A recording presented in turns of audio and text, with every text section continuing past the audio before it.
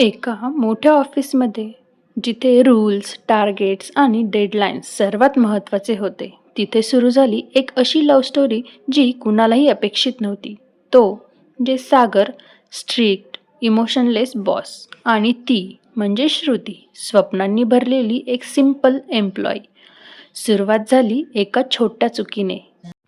राग, अपमान आणि नंतर शांतपणे दिलेली साथ, लेट नाईट काम, कॉफीचे मुमेंट्स आणि नकळत वाढत गेलेलं प्रेम.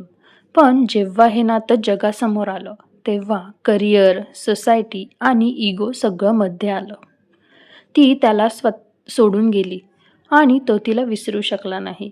पण खरी कथा अजून संपलेली नाही, कारण काही प्रेमकथा तुटत नाही तर पुन्हा जुळण्यासाठीच. चला तर आज बघूया अशीच एक प्रेमकथा.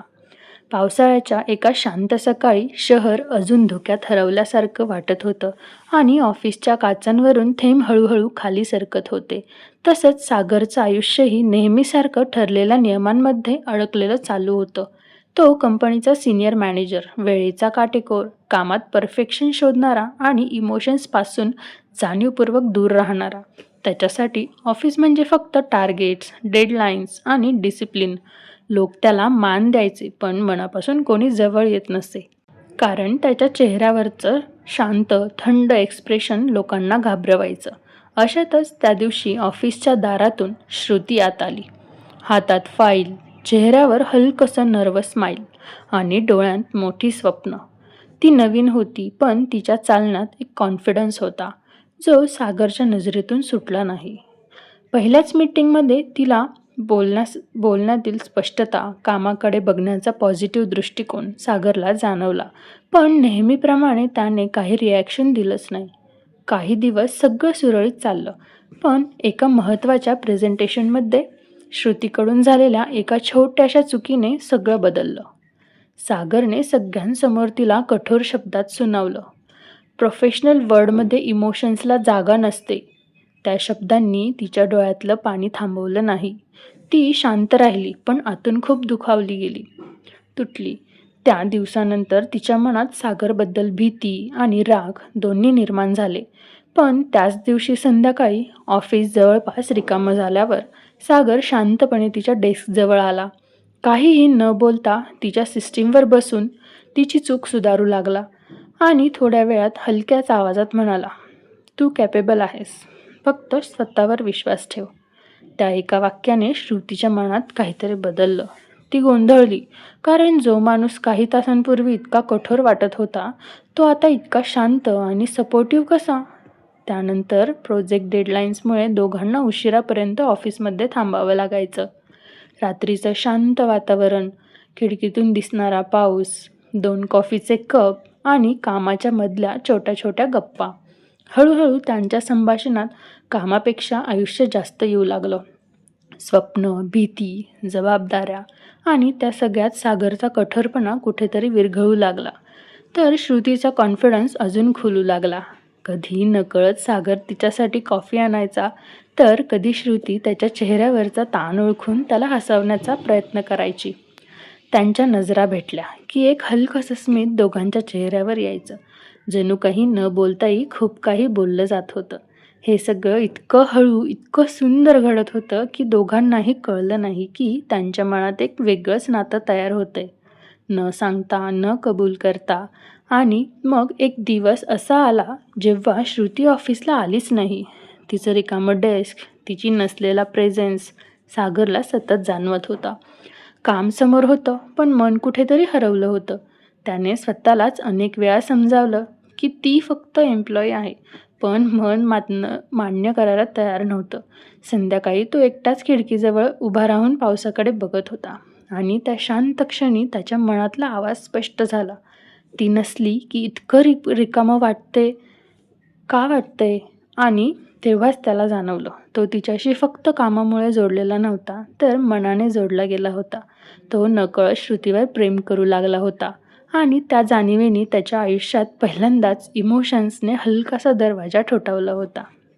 पावसाळ्याचा तो काळ अजून संपला नव्हता, पण सागरच्या मनात काहीतरी नव्याने सुरू झालं होतं, श्रुतीबद्दलचं प्रेम. जे तो स्वतःपासूनही लपवण्याचा प्रयत्न करत होता. दुसऱ्या दिवशी श्रुती ऑफिसमध्ये आली तेव्हा सागरने स्वतःला नेहमीसारखंच दाखवण्याचा प्रयत्न केला, पण तिच्याकडे पाहताना त्याच्या नजरेतला सॉफ्टनेस लपला नाही आणि श्रुतीलाही काहीतरी बदलल्यासारखं जाणवलं. तोच स्ट्रिक्ट बॉस, पण आता त्याच्या शब्दांमध्ये एक वेगळंच वॉर्मथ होतं. दिवस जात होते आणि त्यांच्यामध्ये एक अनोळखी जवळीक वाढत होती. कामाच्या निमित्ताने सुरू झालेलं बोलणं आता पर्सनल विषयांपर्यंत पोहोचलं होतं. सागर पहिल्यांदाच कोणाला आपल्या आयुष्याबद्दल सांगत होता, त्याच्या स्ट्रगलबद्दल, जबाबदाऱ्यांबद्दल आणि कसं त्याने स्वतःला इमोशन्सपासून दूर ठेवलं होतं. आणि श्रुती शांतपणे ऐकत होती. तिच्या डोळ्यांत त्याच्याबद्दलची समज आणि आपुलकी स्पष्ट दिसत होती. एका संध्याकाळी ऑफिसमध्ये सगळे निघून गेल्यावर फक्त ते दोघेच उरले होते. खिडकीबाहेर हलका पाऊस पडत होता आणि एक शांत वातावरण होतं. त्या क्षणी सागरच्या मनातले शब्द थांबत नव्हते. तो स्वतःशी खूप वेळ लढला, पण शेवटी त्याने धाडस केलं.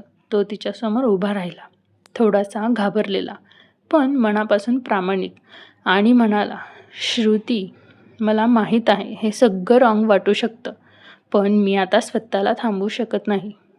I think I am in love with you." त्या एका वाक्याने वेळ जणू थांबली. श्रुती पूर्णपणे शांत झाली. तिच्या चेहऱ्यावर आश्चर्य, भीती आणि कन्फ्युजन सगळं एकत्रच दिसत होतं.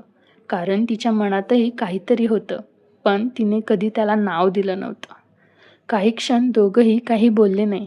मग श्रुतीने हळू आवाजात उत्तर दिलं, "तुम्ही माझे बॉस आहात सागर. हे सगळं इतकं सोपं नाही." तिच्या आवाजात स्पष्टपणे भीती होती. समाजाची, ऑफिसची आणि कदाचित स्वतःच्या फिलिंग्सचीही. सागरने तिच्यावर काहीही प्रेशर टाकला नाही.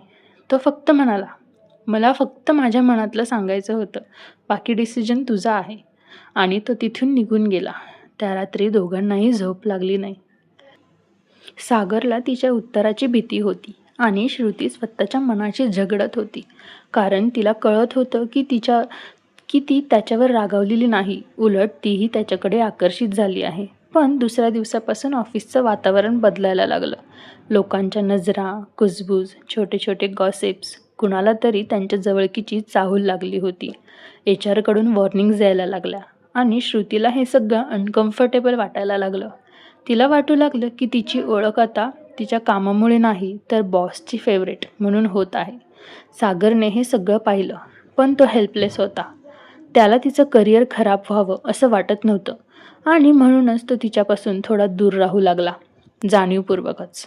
हेच श्रुतीला अजून खूप दुखावणारं ठरलं. कारण जिथे ती उत्तर शोधत होती तिथेच सागर शांत झाला होता. काही दिवसांनी प्रेशर इतका वाढला की श्रुतीने एक कठोर निर्णय घेतला. ती रेझिग्नेशन लेटर घेऊन सागरच्या केबिनमध्ये आली. तिच्या डोळ्यात पाणी होतं, पण आवाज स्थिर होता. "आय थिंक मला इथून जावं लागेल," असं ती म्हणाली. सागर काही क्षण शांत राहिला, कारण त्याला हे एक्सपेक्टेड होतं, पण तरीही मन तुटत होतं. त्याने फक्त एवढंच विचारलं, "हे तुझं फायनल डिसिजन आहे?" आणि श्रुतीने मान हलवली. त्या क्षणी सागरला तिचा हात धरून थांबावंसं वाटत होतं, पण त्याने स्वतःला थांबवलं. कारण त्याचं प्रेम सेल्फिश नव्हतं. त्याला तिचं फ्युचर जास्त महत्त्वाचं होतं. श्रुती निघून गेली आणि तिच्या जाण्याने ऑफिस पुन्हा पूर्वीसारखं झालं. शांत, व्यवस्थित. पण सागरच्या आयुष्यात एक मोठी पोकळी निर्माण झाली. तो पुन्हा कामात बुडून गेला. पण आता त्या कामात पॅशन नव्हता, फक्त होती ती सवय. आणि तिकडे श्रुती नवीन ऑफिसमध्ये जॉईन झाली. नवीन लोक, नवीन एन्व्हायरमेंट, सगळं ठीक होतं. पण मन मात्र मागेच अडकलेलं होतं. रात्री ती स्वतःला स्ट्रॉंग दाखवण्याचा प्रयत्न करायची, पण एकटी असताना तिच्या डोळ्यांतून अश्रू आपोआप व्हायचे. कारण ती एका अशा नात्यापासून दूर गेली होती ज्याला तिने कधी पूर्णपणे स्वीकारलेलंच नव्हतं. आणि अशाच एका शांत रात्री ती खिडकीजवळ बसून आकाशाकडे बघत होती, जिथे सगळं सुरू झालं होतं. आणि तिच्या मनात एकच प्रश्न घुमत होता, जर ते प्रेम होतं तर आपण त्यापासून पळालो का? उर्वरित कथा ऐकण्यासाठी पुढचा भाग नक्की बघा. कथा आवडल्यास चॅनलला लाईक, शेअर, सबस्क्राईब करायला विसरू नका. धन्यवाद.